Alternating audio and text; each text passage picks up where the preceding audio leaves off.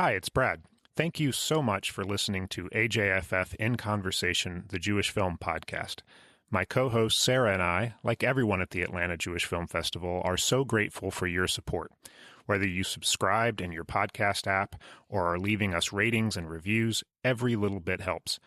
What perhaps helps more than anything, though, is your financial support. We cannot do the podcast or any of our other virtual programs without the generous contributions of listeners like you.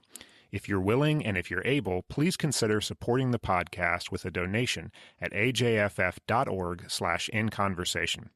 Thank you so much, and now, please enjoy the episode.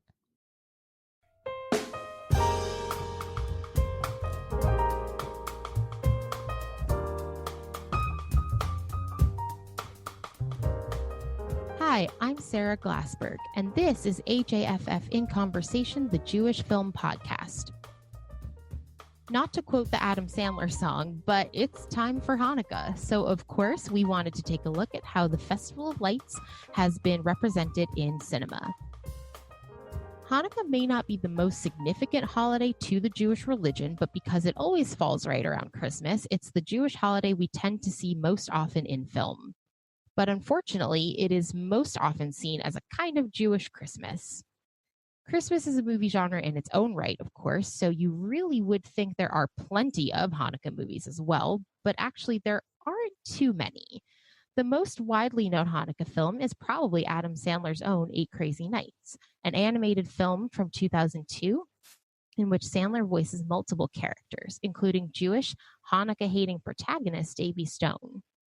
Then there is also The Hebrew Hammer, a cult classic comedic send-up of blaxploitation films from 2003, starring Adam Goldberg as an action hero out to save Hanukkah from an anti-Semitic Santa. Unlike 8 Crazy Nights, this Hanukkah comedy does derive most of its jokes from actual Jewish religion and culture, rather than broad stereotypes and bathroom humor.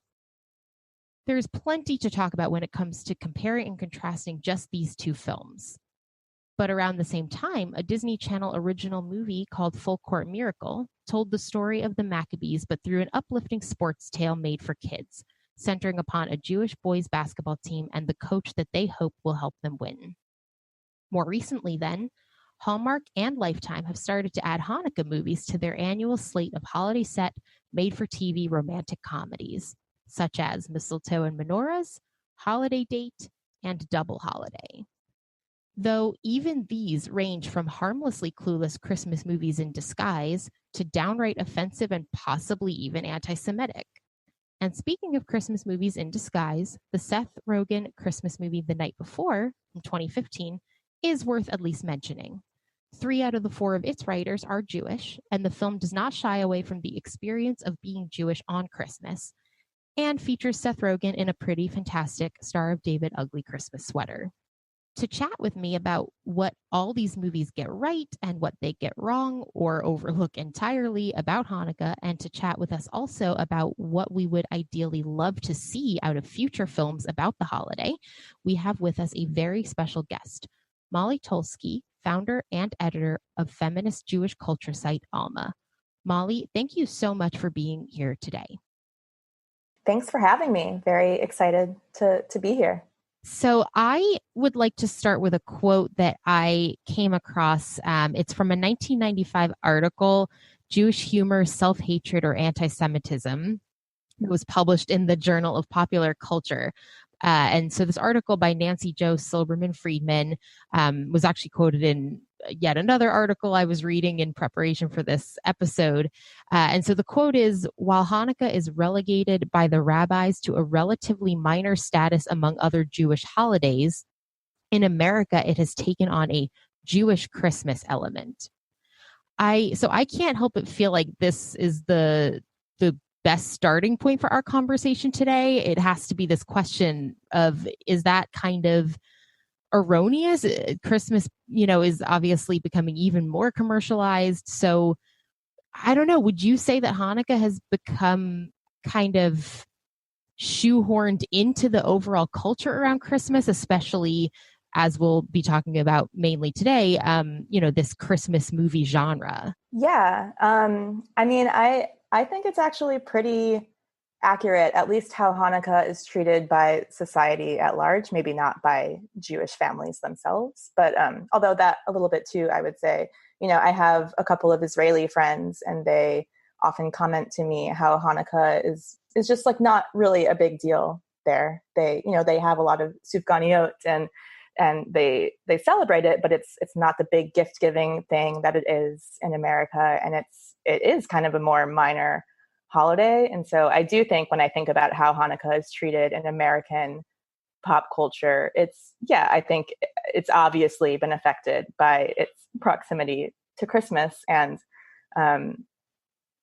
what we kind of expect out of Hanukkah representation, I think is largely influenced by what we see in Christmas representation. Absolutely. I mean, I'm just thinking about what defines a Christmas movie and whether a Hanukkah movie should be thought of with those same characteristics and criteria in mind. I mean, I think we're both in agreement that that's been the trend up until now, but I don't necessarily know if that really makes sense. They feel like very different holidays at their core, religiously, even culturally. They feel like you can't necessarily apply the same rules when you're representing them on film. But I mean, would you say I think that's what we have been doing in our film culture is kind of making them the same, and they're really not as holidays. Yeah, I agree. I've been thinking a lot about this, what a Christmas movie is. I am somebody who unabashedly, no shame, loves cheesy, bad Christmas movies. I've watched probably like a dozen at least this month, and it's only the 7th of the month. So I've been thinking about like kind of the elements of every Christmas movie I've seen. And I think at the core of each of these movies is a protagonist who is so obsessed with Christmas. Like I was thinking about, there's that phrase for people who are obsessed with Jewish summer camp that they live 10 for 2, 10 months for those 2 months in the summer when they're at camp. I think Christmas movies are about people who live 11 for 1, and they're living their whole year just like gearing up for December and for Christmas time.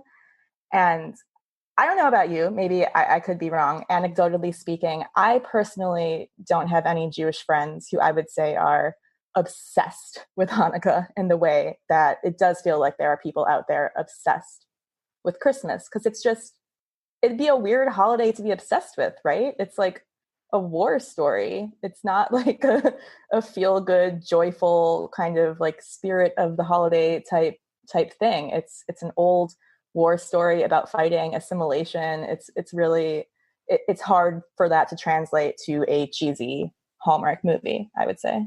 Yeah, I'm glad that you mentioned that. I was hoping we could just talk a little bit about the holiday itself, the origins, because I think that exactly as you're saying, I think a lot of Jewish holidays, I should preface this with, I didn't actually grow up Jewish. I've mentioned that on the podcast before. I grew up Jewish, Jewish on my dad's side, where ironically, Hanukkah was kind of, and a little bit Passover too. I think I went to like 2 Seders as a kid, but Hanukkah was the holiday where my mom kind of said, oh, let's do Hanukkah. Let's show our daughter like what that's all about.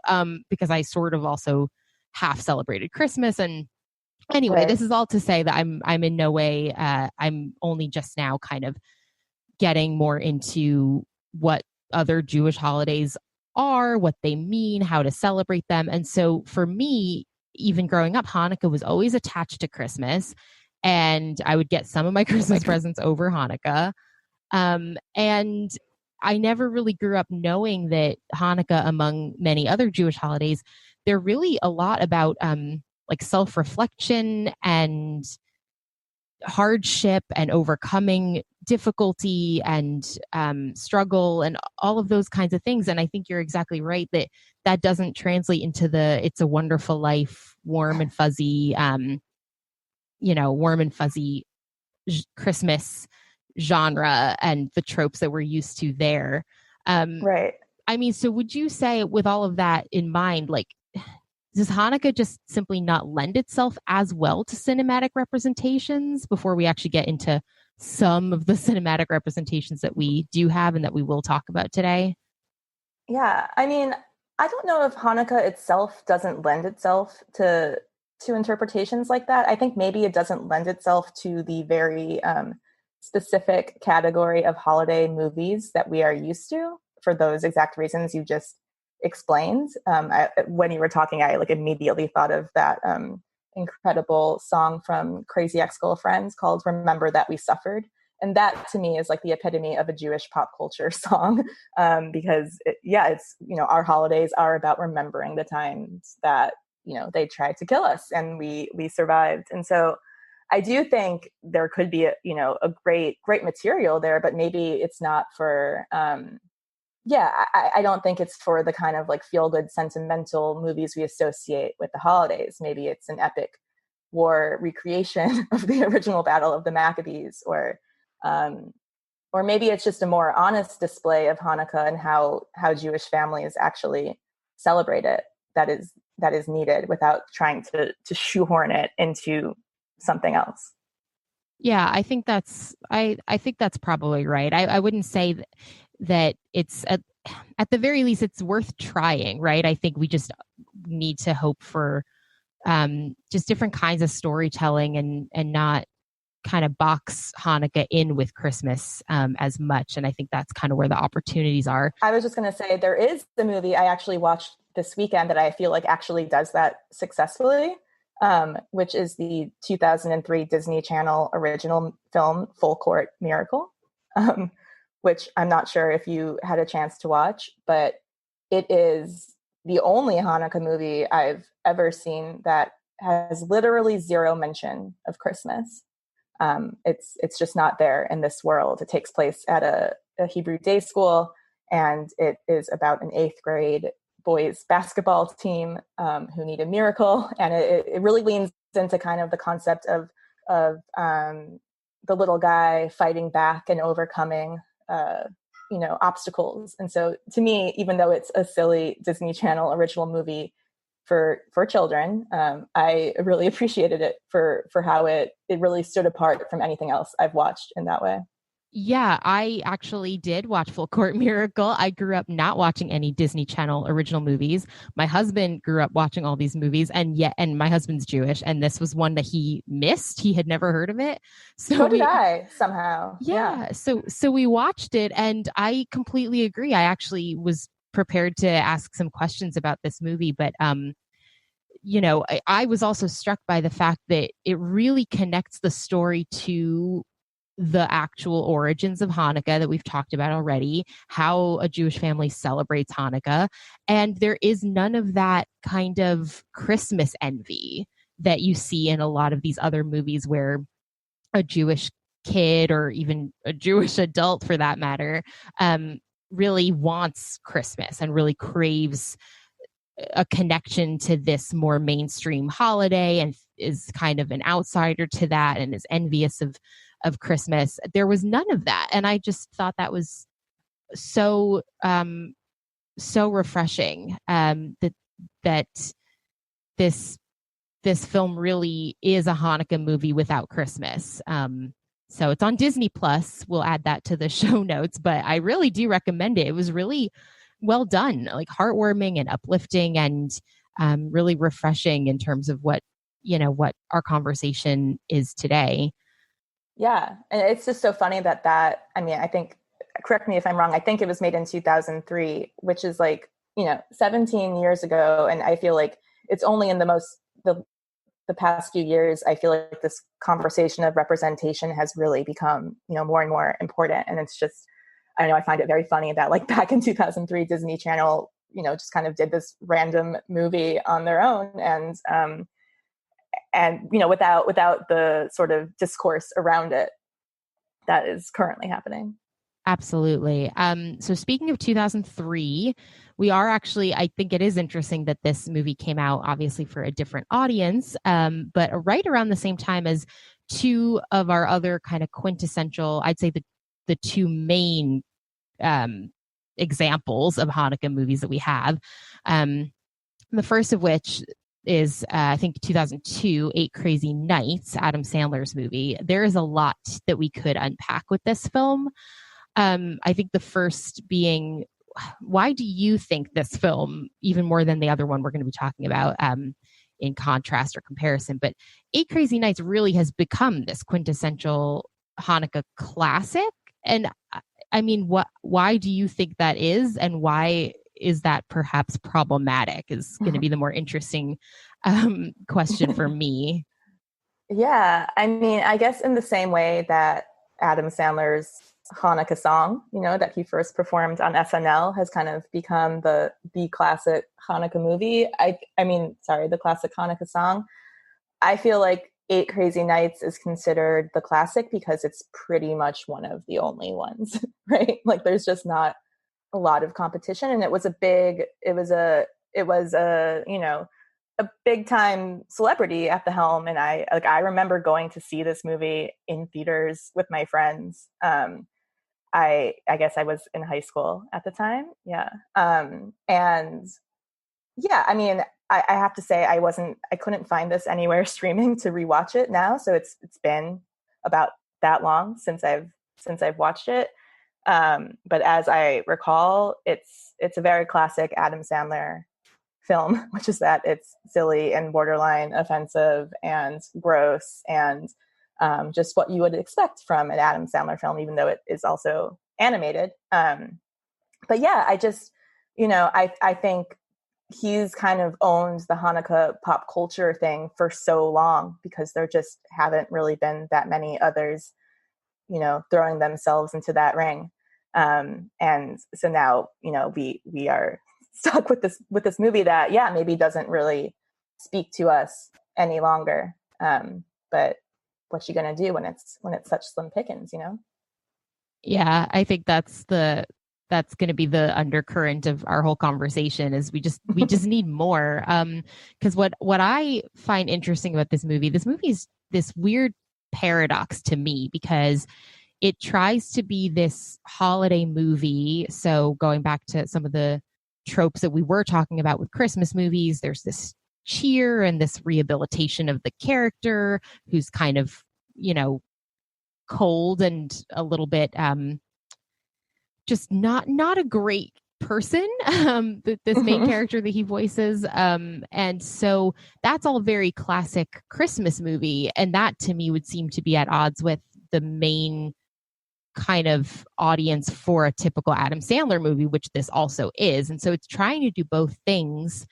And I think for me, the other thing that's problematic about this being the most classic, visible Hanukkah movie is that for a lot of people who are not Jewish, who have watched it, this is Adam Sandler and this character and this movie are kind of some of their only touch points to what Hanukkah is or what Jewishness is, at least in a particular context.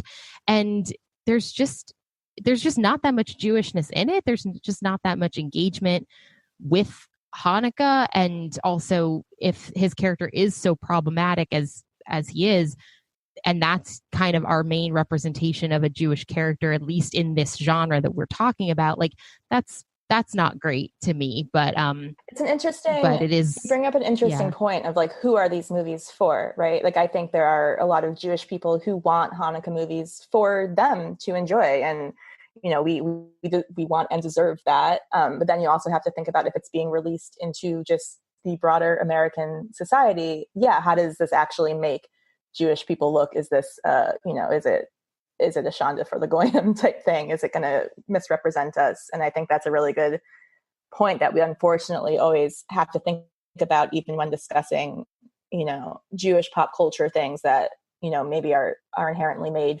for a Jewish audience in mind, or maybe they're not. I do remember, we ran an article about 8 Crazy Nights on Alma about 8 things that got horribly wrong about Hanukkah. And, including like the fact that it doesn't even tell the Hanukkah story, as you say, it doesn't actually dive deeply into the holiday and traditions itself. But there's one that I find actually really funny that this writer included, which was that people are randomly breaking out into the hora at all times, like throughout the town. The townspeople just like, whenever something good happens, they break out into dance, and they're dancing the hora. And I find that actually kind of hilarious and a nod to like the Christmas movie template of just like that, just that like kind of cheer that feels very foreign to somebody like me, maybe very foreign to Jewish people, but is definitely part of the like lexicon of holiday movies, is just like breaking out into song and dance. And so I do appreciate that little nod in there. Yeah, that is interesting. Like because I noticed that too. I read that article and I'm just thinking it's almost the equivalent of like every Christmas movie, or most, even whether it's a rom-com or just something feel good. I feel like they all have to have caroling. This kind of felt like this weird, again, kind of shoehorning in of something, what would be the Jewish equivalent almost of something right. That's musical, that's communal. But it just still seems, it is just it's just a weird movie, because I think, as you said, like a lot of Jewish people who want to have a movie of their own around the holidays, have had no choice but to kind of cling to this one and hold it dear to them for the last 18 years. But it doesn't necessarily, to me, it just wouldn't necessarily seem to work as a Hanukkah movie. But it kind of just, I think especially because I think if you took the Hanukkah out of it, it would read very much just like a Christmas movie and not. Right. Yeah. We can do so much better. I feel like we know that we're very creative people. We could do better, I think. Absolutely. And I actually, this is just a quick aside, I was watching on Netflix the holiday movies that made us, this little mini series. I think for this go at it, they just have 2 movies right now, Elf and Nightmare Before Christmas. But I did not know that Elf was written by a Jewish screenwriter who grew up celebrating Hanukkah, but like really was always enamored by the Rudolph the Red-Nosed Reindeer special on TV, and so he created this now Christmas classic. That's very funny. I didn't know that either, though it makes perfect sense. Like pretty much so many of the classic Christmas songs are written by Jews, right? It's interesting that you mentioned that, because a couple years back, before I joined the Atlanta Jewish Film Festival staff, I know that there was a documentary that we showed called Dreaming of a Jewish Christmas that was all about that. And it had elements kind of paying homage to the fact that a lot of Jewish people have Chinese food on Christmas. And so it's a kind of nice history of that very thing that you were speaking about.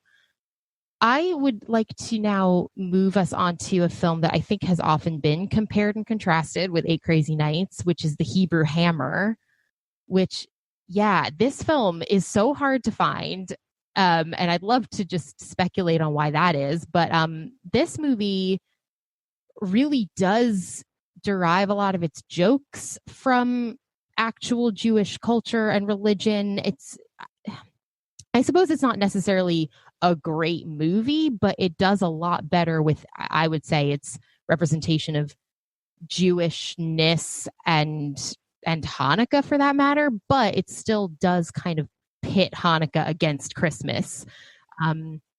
So I don't know why do you why do you think it never got to the same level as Eight Crazy Nights? It's a cult hit, but it's, again, very hard to find. Right. I mean, so I saw The Hebrew Hammer for the first time, I think it was maybe 2 Hanukkahs ago. And that was only because of a very kind of like stealthy, maybe against the law downloading happening. I won't get into details, but it wasn't streaming anywhere, I'll say that. And I was amazed by it because, I mean, it's so over the top. It's so exaggerated on purpose, right? Like it's kind of like taking a lot of tropes from other kinds of films. And it's really very silly and incredibly Jewish, but yes, also specifically about sort of the war between Hanukkah and Christmas. And I mean, as far as that, like, I think it's fine for Hanukkah movies to talk about that. I think Hanukkah movies probably wouldn't exist, or we wouldn't be asking for them if Christmas movies didn't exist too, right? Like the same way that we wouldn't be celebrating Hanukkah as much as we do now if it weren't for Christmas. Like I think it's naive to kind of ignore the fact that that's why it's become a bigger deal in American society. So it makes sense that our Hanukkah movies might incorporate that too. I guess as far as why it's much harder to find or why it's not streaming, I think it is, maybe a little too niche, a little too cult classic, a little too over the top. I could see, potentially people viewing it in 2020 eyes, finding it offensive and, in numerous ways. I haven't watched it recently to know what exactly might be there to offend, but I'm sure it's there.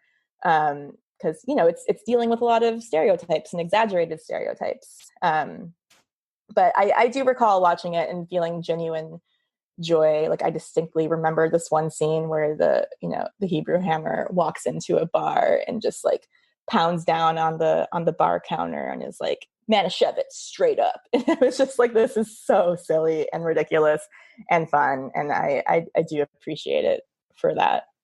Yeah, it's interesting. Like I will say there are a bunch of clips, including the scene that you mentioned, that are on YouTube. So I was watching some of those, and first of all, the scene that you just mentioned, it is fascinating to me. I don't know the context of what comes around it, but it's like a skinhead neo-Nazi bar that he dares set foot in, and I guess he says Shabbat Shalom and then an expletive and I guess shoots up the place. But it's interesting. I've been thinking about 8 Crazy Nights as being this set of very offensive, cheap jokes and stereotypes. But this one, first and foremost, it's sort of a send up of blaxploitation movies, which I think that's in and of itself a little bit iffy at best. But I did hear rumors or speculation that at least a couple years ago that in today's current climate of anti-Semitism, they actually did want to bring this character back and do a sequel. So I don't know what your thoughts are on that or if that's still happening. Yeah.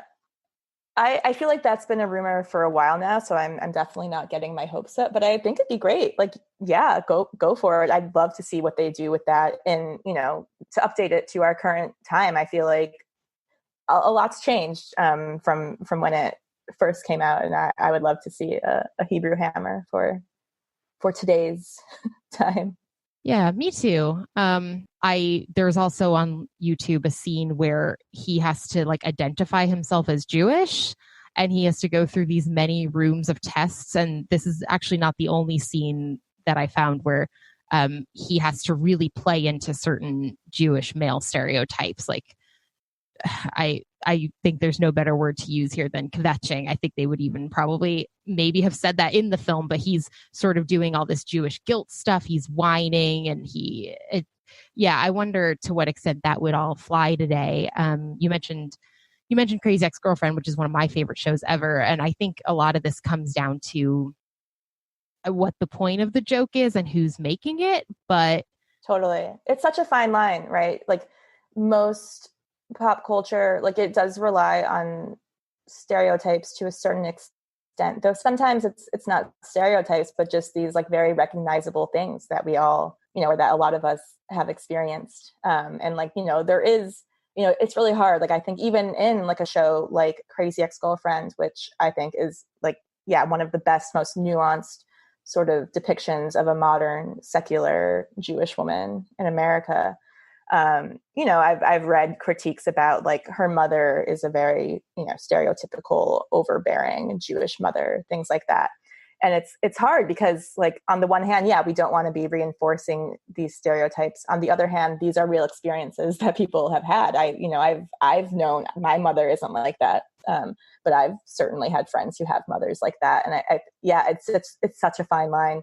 And I think, like you said, it really depends who it's for and who's creating it and whether or not it's okay for them to kind of be joking about their own experiences in that way. Yeah, absolutely. And it's funny that you mentioned that specific thing about kind of Jewish mothers and the stereotypes there, because yet another scene I was able to pull up from Hebrew Hammer is like him arguing with his mother about how he's not a doctor or a lawyer. And it's just interesting because I guess the ubiquitousness of that, like that stereotype in pop culture, you have to wonder, if this is for someone who might relate to that, then is it based on some kernel of truth? And then you're kind of just making this media for them to, I guess, relate to or find an entry point into in some way. Yeah. Even in Full Court Miracle, the main character's mother is a doctor who's really upset that her son only cares about basketball and doesn't want to be a doctor too. And I feel like that was like one of the only things in that movie where I was like, well, that's a little on the nose, but I guess it's okay. And she does come around. Spoiler alert: she comes around in the end, and accepts her son for who she is, which is lovely. But yeah, again, it's like, I don't know. I don't have lawyers in my family, but I guess there is some truth to that. Yeah, that's really interesting, and I think this kind of thing comes up a lot in this podcast. Just questions of representation.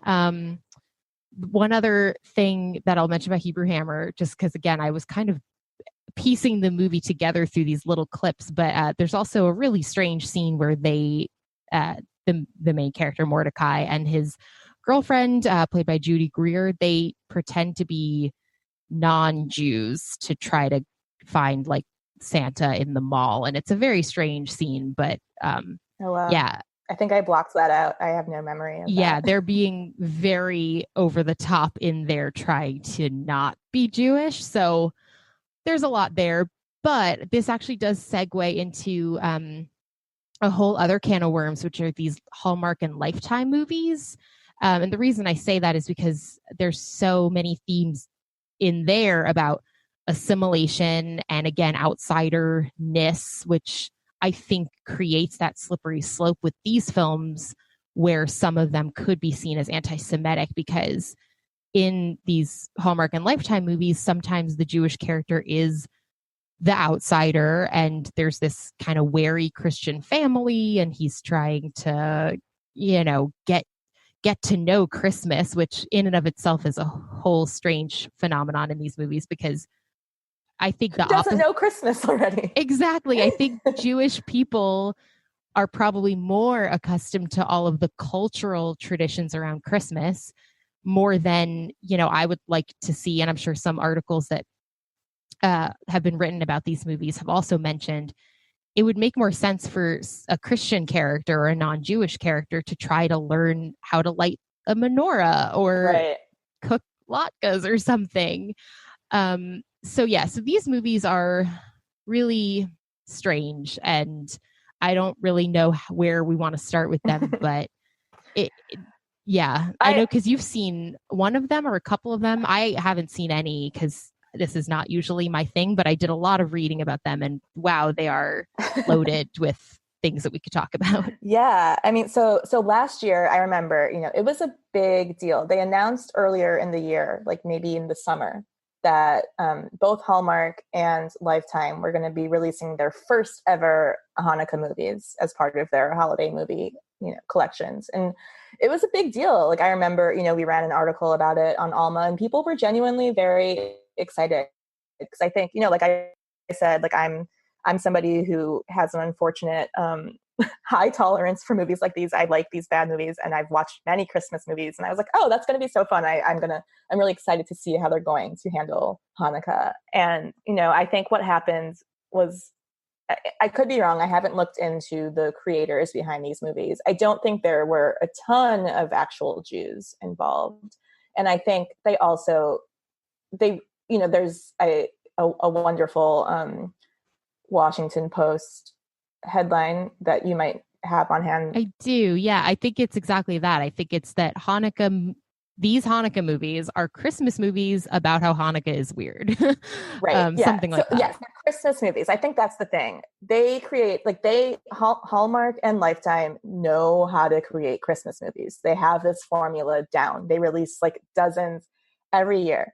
So I think what happened was they're like, okay, great, like progress, diversity. We're going to make a Hanukkah movie, and we're going to plug it into the formula that we already know works well for our other movies. And that's sort of how we wound up with these movies about, like you said, it's often like a Jew out of water who suddenly like enmeshed in this Christmas world, and they have to, figure out what's going on. I watched one of them that was called Holiday Date.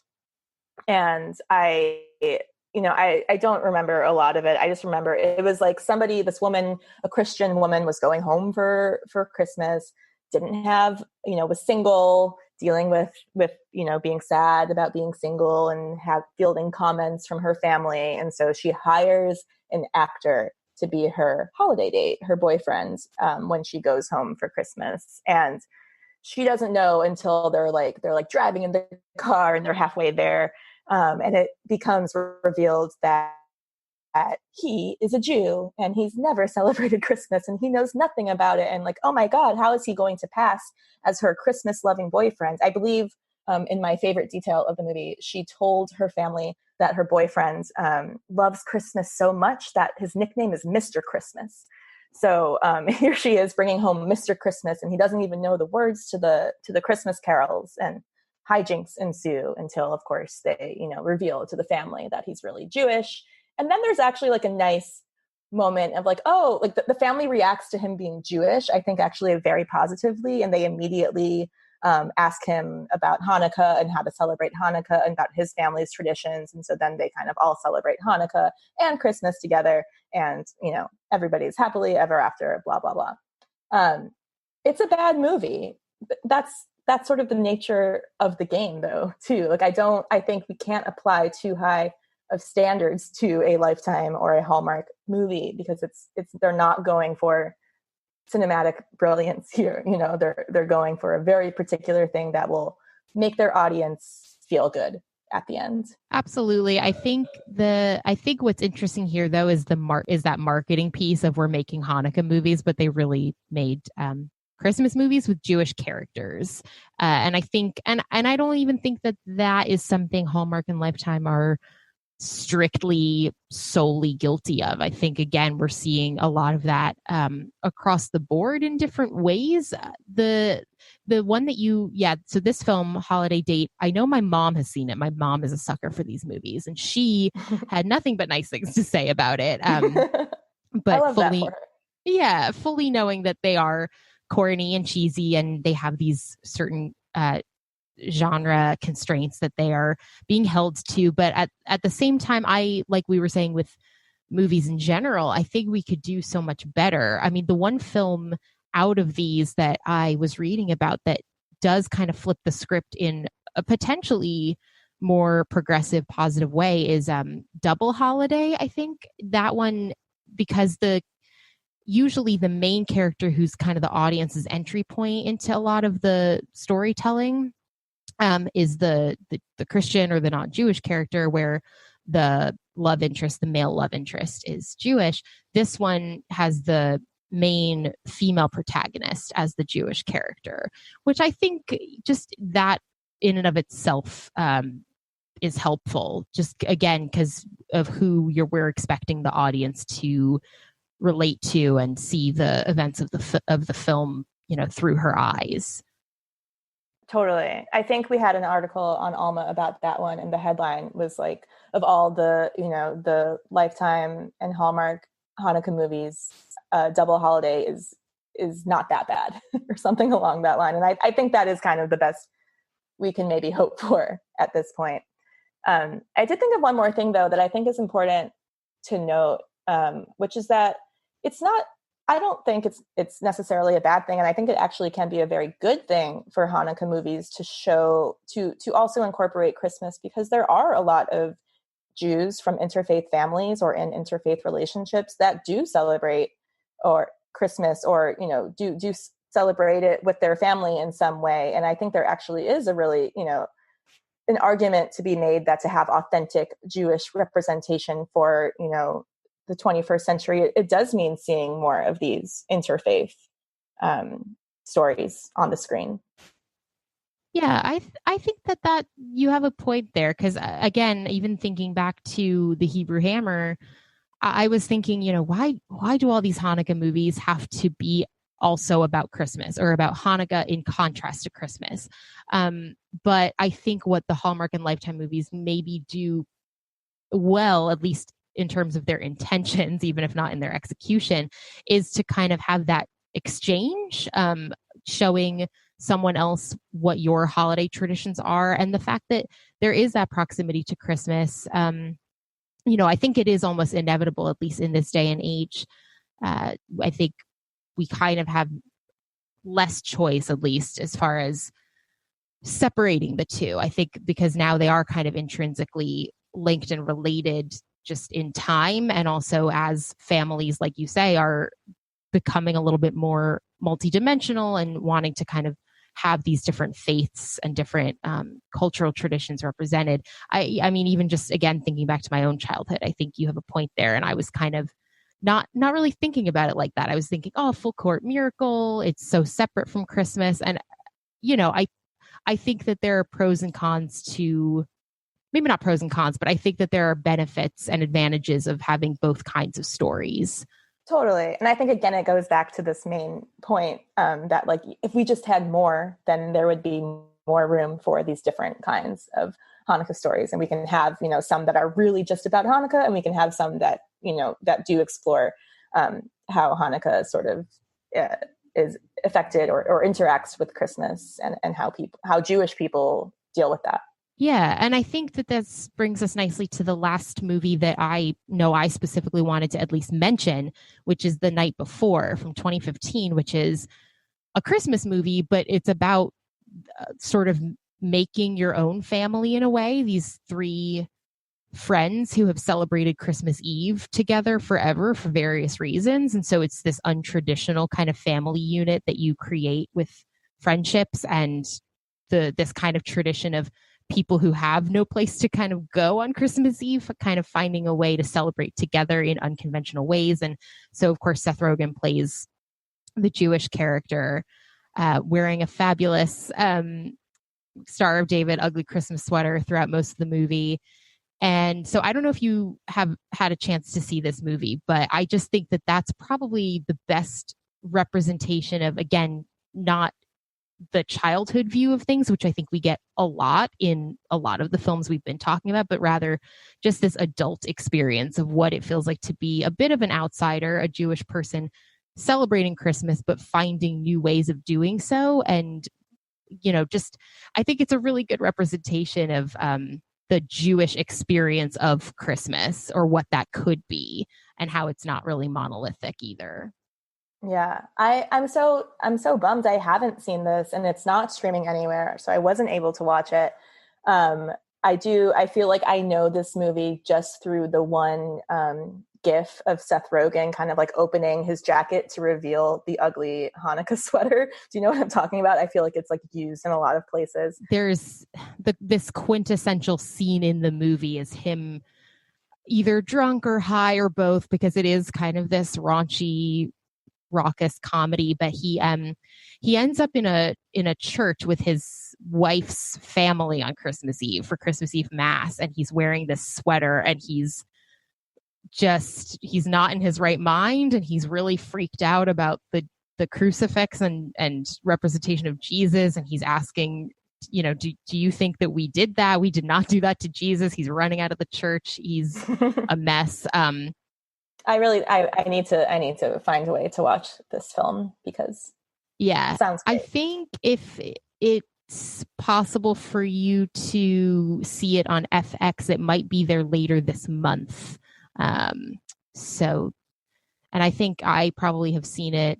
I mean, I saw it a while back for the first time, probably rented it, but yeah, right around Christmas, ironically, it should be on FX. But I think it used to be on also one of the premium cable movie channels. But anyway, even that scene alone, for anyone who is able to find it on YouTube and just watch that, I mean, to me, that's something that we don't get a lot, is just this cinematic representation of a Jewish adult kind of being confronted with some of we talked about a lot about how in some of these movies Hanukkah is painted as weird, but this is a moment for a Jewish character to be like, oh, Christmas is really weird. And I love that the whole thing is just completely separate from and outside of the traditions we're used to seeing on film for both Hanukkah and Christmas. Again, it's just these three guys going to parties, and there's this crazy Christmas Eve party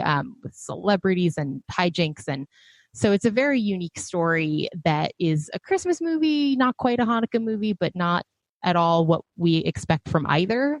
So I couldn't recommend it enough, but I'm also a huge Seth Rogen fan. So am I.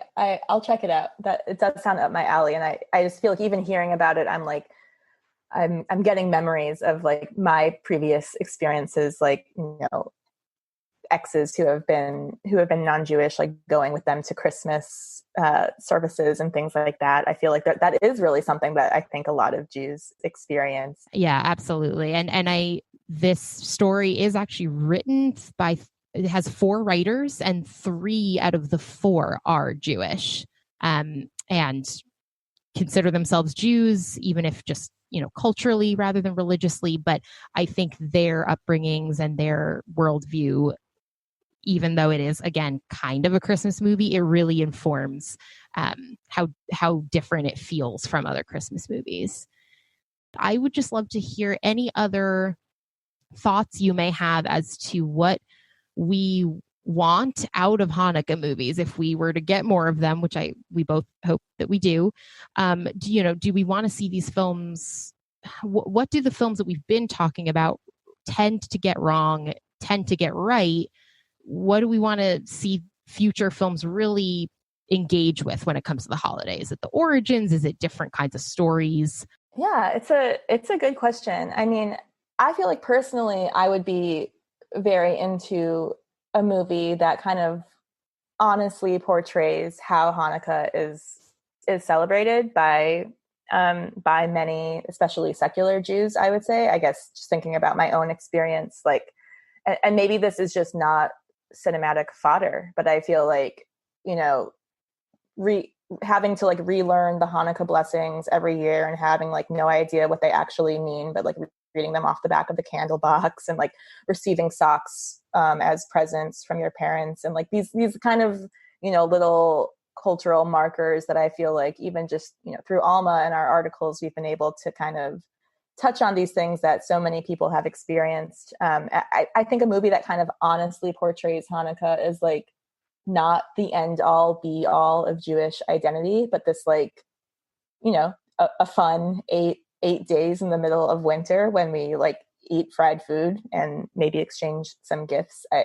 I think, you know, I don't know if that makes for, I guess I feel like that could be maybe like the background of a Hanukkah movie where then there's like an actual storyline happening. But just as like the details and as like the setting, you know, it can be like just something that feels more authentic as of how people actually celebrate it, I guess would be my wish. And something that's actually funny and not just relying on stereotypes would also be nice.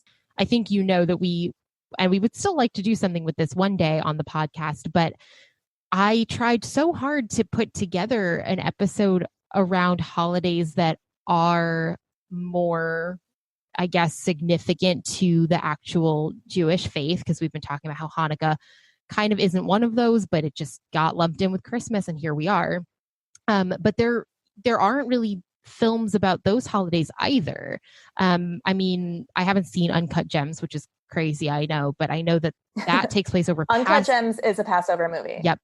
And beyond that, I'm like, it's just interesting. And it might go back to that question of what about these Jewish holidays can lend themselves best to cinema, and just really taking those and running with them rather than maybe shoehorning them in with something else like Christmas, or I don't know. But I think your idea of having a holiday as the backdrop where there's something else going on, maybe a romantic plot or a comedy that isn't about the holiday but takes place over the holiday, I think all of those things are a good starting place for us to kind of start anew with these films.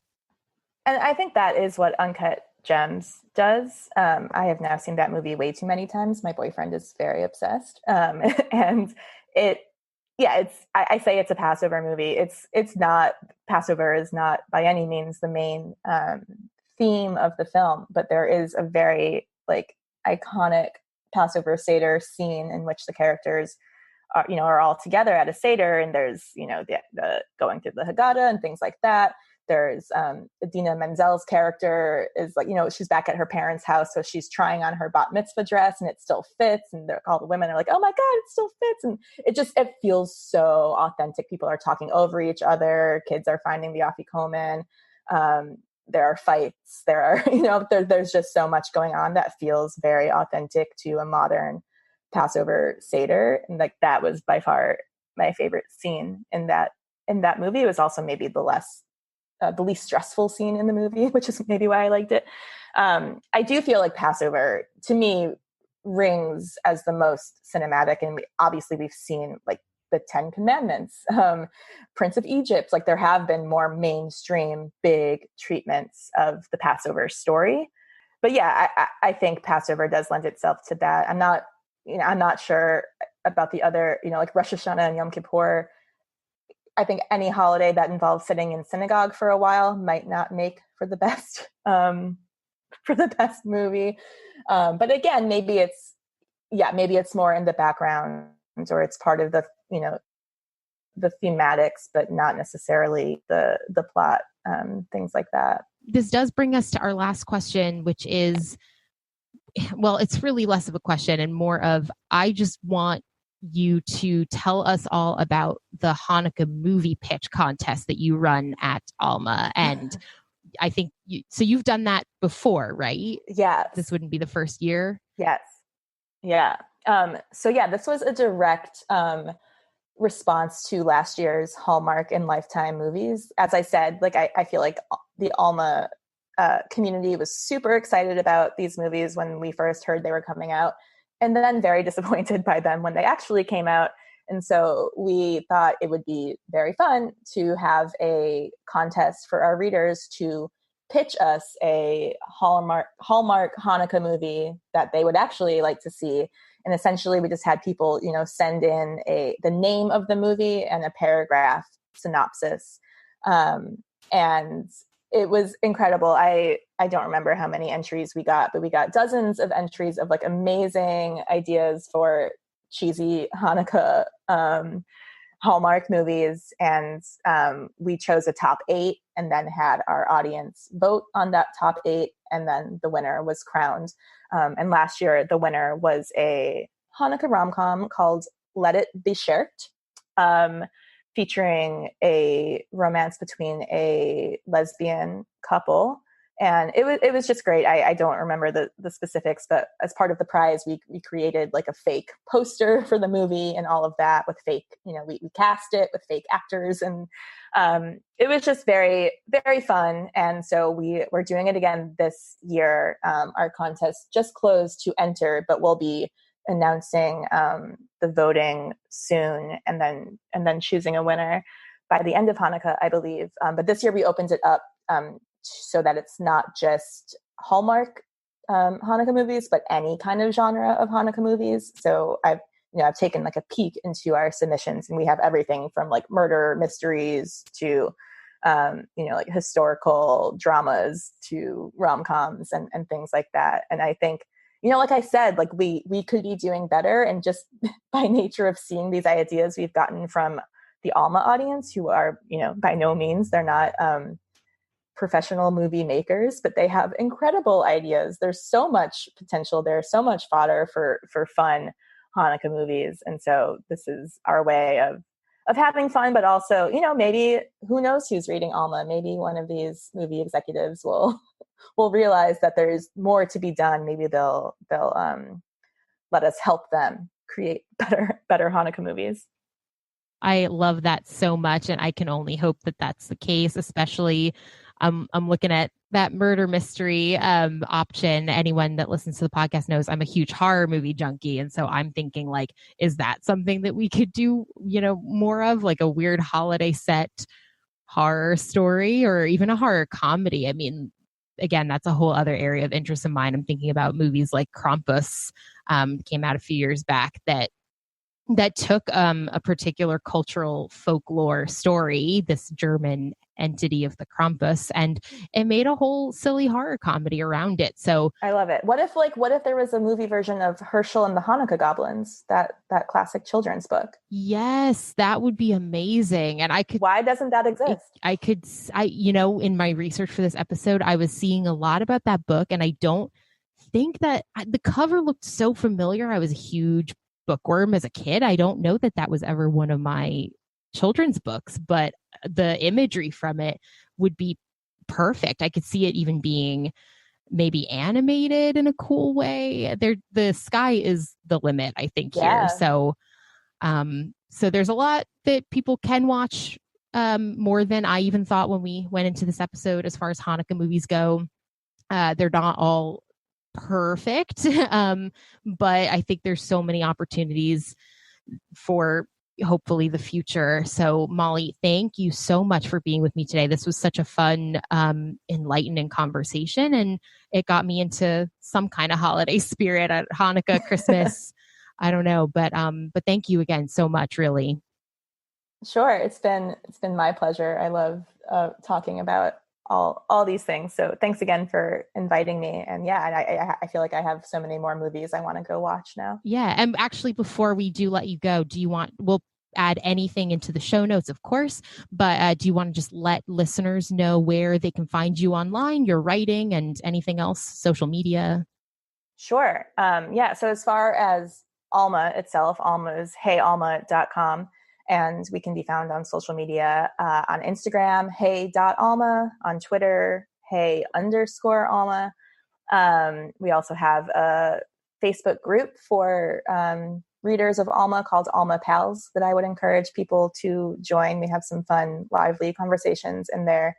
And then as far as me personally, I am on social media, Instagram and Twitter at just at Molly Tolsky, my name. And I also have a website, mollytolsky.com, where people can learn more.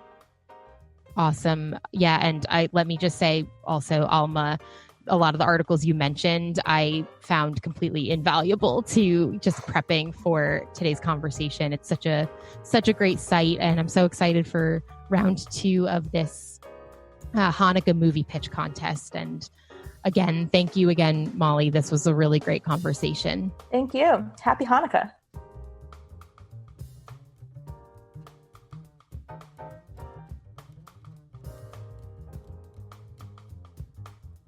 As always, I'm Sarah Glassberg.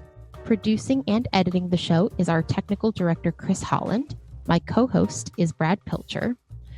The music you've been hearing throughout this episode is by the incredibly talented Joe Alterman. Please look him up wherever you get your music. Thank you once again to today's special guest, Molly Tolsky. You will find show notes and much more from us at ajff.org/inconversation. Our email address is inconversation@ajff.org. Drop us a question or a comment. We might just include you on a future episode. Don't forget to subscribe in your podcast app of choice or check out our YouTube channel for new episodes. Give us a rating, a review. Every little bit helps. And last but certainly not least, we cannot continue to do this podcast or any of our other virtual programs without your support. If you are willing and able, please do make a donation at ajff.org/inconversation. And of course, please tell your friends about the show. Until next time, goodbye.